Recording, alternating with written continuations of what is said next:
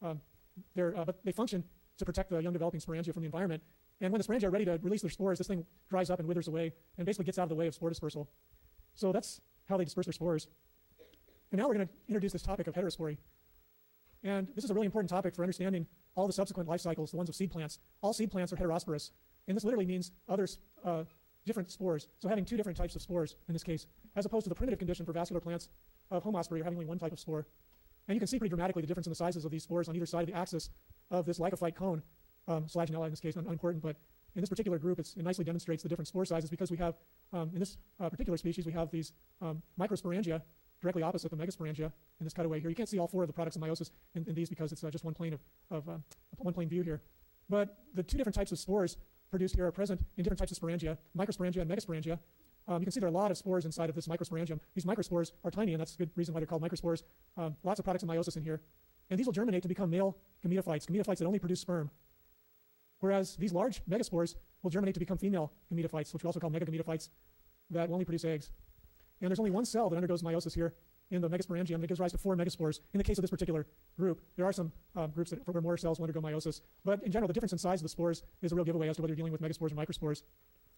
And the lycophytes, the ferns, both of these groups have independently evolved heterospory. The seed plants all descend from a common ancestor that was heterosporous, but it's a different origin of heterospory from that of the ferns or the lycophytes. So this type of biology, this heterospory, has evolved 3 different times at least, once in each of these major clades of vascular plants, the lycophytes, the ferns, and in the seed plants.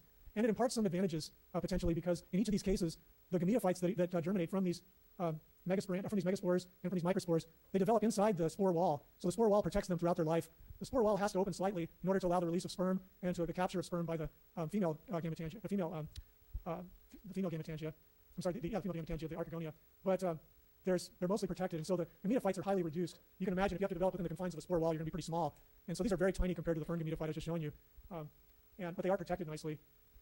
All right, so the homosporous condition is ancestral in the vascular plants and in the lycophytes and ferns, but heterospory is ancestral in the seed plants, and heterospory allowed for the evolution of the seed, as we'll get to. All right, so this is the only real wrinkle where this is still the same alternation of generations. It's just that we now have 2 different types of sporangia being produced, and this is on the same sporophyte, and these are both giving rise to unisexual gametophytes. The microspores giving rise to male gametophytes, and the megaspores giving rise to female gametophytes. But it's not really different from the overall alternation of generations. All right, so if we go back to these swamp forests, or coal forests as they're sometimes called, I just wanted to show you that these groups we're talking about, these free sporing vascular plants, actually were dramatically dominant at in an early period of terrestrial life on Earth. And the Carboniferous period, during the Carboniferous, when we had these swamp forests, the lycophytes were some of the most conspicuous trees that were there. Today, they're basically just these club mosses and spike mosses, quillworts, these very inconspicuous organisms. And here you can see a 6-foot tall human for comparison. It's about 120 feet tall, a lepidodendron. And there were quite a few members of this Lepidodendrales these were actually heterosporous. By the way, it's not important, but that's just for information. There are groups that got to be quite large that had that type of biology. And the horsetails, which only have about 15 species today, all herbaceous, got to be large woody groups, like this individual here. So some of these plants got to be much more dominant organisms than they are today, and they're pretty much a vestige of what they were. So here's reconstruction of one of these swamp forests, pretty standard looking reconstructions. And most people just focus on the animals like the amphibians here, which were really dominant at that time prior to the burst of evolutionary activity of reptiles. But these swamp forests you can see are made up of, here you can see a great example of a lepidodendralian plant here, one of these lycophytes. Here's another lycophyte here. And here's in the foreground, one of these horsetails, these giant horsetails. And then we have some various ferns. And there were also seed plants that existed at this time too, but they weren't particularly dominant. So there were some plants that looked sort of fern-like. They had seeds at this time, but they weren't a big part of the environment at this time. But what happened was that this is a very warm, wet period in Earth's history. And actually not particularly warm necessarily, but very wet. And we had the buildup of peat moss, bryophytes in general, in the understories and in general the environment in these wet conditions. And we had the kinds of conditions develop that made life very difficult for fungi. And I mentioned this earlier. Remember, fungi are important wood-decaying organisms. There's a lot of bark. If we do a cross-section of the fossil stems of some of these tree lycophytes, et cetera, there's a lot of bark there relative to wood. And bark is especially high in lignin. And the lignin, remember, can really, the main decomposing organisms for lignin are the fungi. Fungi didn't do so well. We had the major buildup of vegetative matter, and we basically had a reverse greenhouse effect. So the carbon was being pulled out of the atmosphere faster than it was being returned to the atmosphere. We had a cooling, and most importantly for the plants, and for the animals probably, was the drying of the atmosphere. And so we go from the Carboniferous into the Permian, and the Permian is where we see this burst of evolution of the seed plants and also of the reptiles. So there's a real change in the Earth that has to do with the ecology of these coal forests actually resulting in the reduction of decomposition rates. All right, so we'll move on now to our questions about, yeah. Yeah. So the gametophytes then are not bisexual, right? The gametophytes are strictly unisexual, right? So in heterospory, you always have microspores. Microspores always give rise to strictly male gametophytes, and the megaspores always give rise to strictly female gametophytes, right? So the gametophytes are always unisexual. Right. So the only group of ferns that are heterosperous are the water ferns, and we didn't show an example of them. They have very bizarre reproduction, but that's a more stereotypical terrestrial fern that I showed the life cycle of, and so those are not heterosperous, right? And remember the moss life cycle we showed?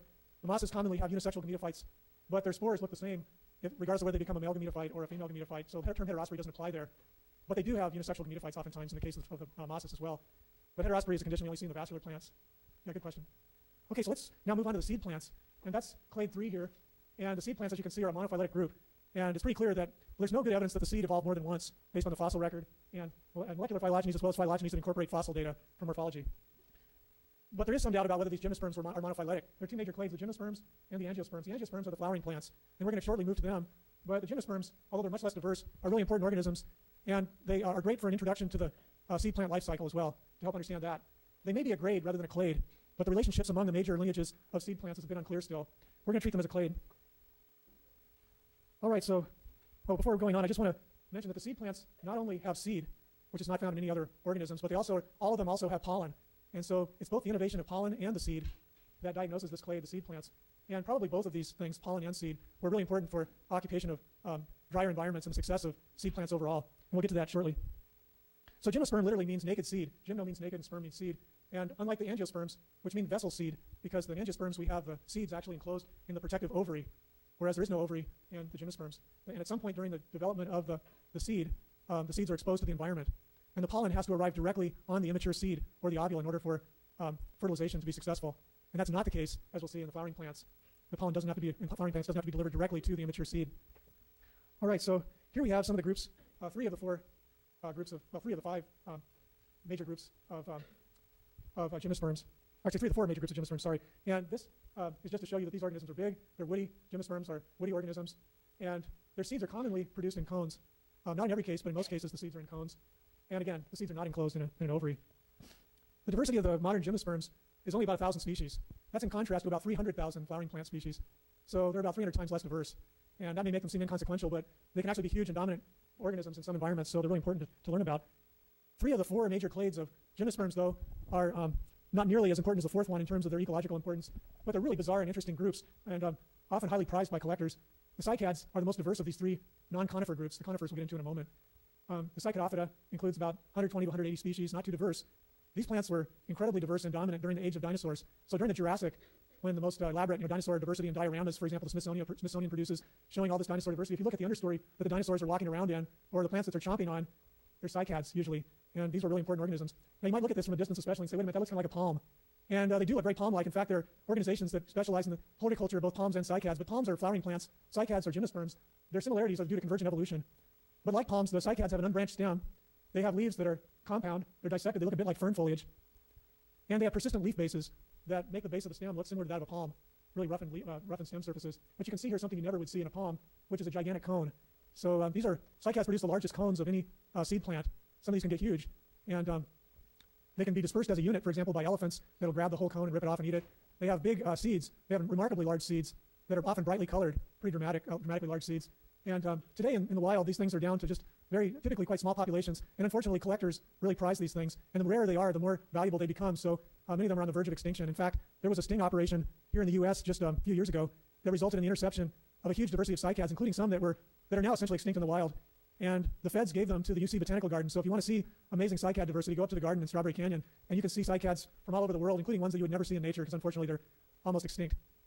So this is a group that's beautiful and for the most part pretty rare. There is one species in the U.S. down in Florida, but they're mostly subtropical and tropical organisms. So these are mostly not temperate organisms. You find them in warmer climates. The ginkgos are another group. Ginkgophyta is another group that had its heyday back in the Mesozoic. So in the Jurassic, there was a large diversity of these. But now we're down to one species, Ginkgo biloba, which you may have heard of because it's actually an important medicinal plant. These fan-shaped leaves that are really distinctive here, they're deciduous, that are lost in the wintertime. They're the source of secondary compounds that are used to improve circulation and are commonly used in therapy for stroke victims. They also have an edible embryo inside the seed, and it's an important component of some Asian cuisine, really nutritious. So here you can see in the case of ginkgos, the seeds are not born in cones, but they're on stalks here that are naked. The seeds are exposed to the environment, and they're quite large, and this outer covering is fleshy. There's also a bright covering I mentioned on the seeds of cycads, but they're hard, although it is digestible to some organisms. This is unknown in terms of what organism might have eaten it. When it's ripe, it smells like dog feces or rancid butter, and Berkeley has an ordinance against growing the plants that produce seeds. Because in both ginkgo and in the cycads, there are seed plants and there are pollen plants, but pollen and seed are not born on the same individual. And ginkgos, you can see a lot of them grown on the street trees that are producing pollen, but the ones that produce seeds are cut down because they're a public nuisance. And there is one, though, that if you go down toward Oxford on the Grinnell path, across campus through the Oak Grove there, when you cross the bridge over Strawberry Creek before you get to Oxford, during the summertime you can smell what smells like somebody had a kennel out there. And it's actually a ginkgo, a tree that's producing seeds that's just slightly upstream there on the opposite side of the stream, so you can walk over and have a look if you're interested. And finally, the neophytes among these non-conifer gymnosperms. A couple of examples are shown here. There are 3 genera, and they look about as different from one another as they could possibly look in terms of superficial appearance. It's a group of about 75 species, mostly in the genus Ephedra, and one not shown here that's a tropical vine. Ephedra has these rush-like stems, and it's a desert plant that produces ephedrine, a compound ephedrine, which is a mild stimulant, and was used by pioneers as a substitute for coffee or tea. Common name for these plants is Mormon tea for that reason. And ephedrine, as you may know, is the inspiration for Sudafedrin, which is used in Sudafed and other cold remedies as decongestant, but it's also the raw material for the manufacturing of methamphetamine. So, and then Welwitschia, I'll mention next time before we move on to the conifers. This is a plant that Darwin called the platypus of the plant kingdom because it's so bizarre, and I'll tell you why next time.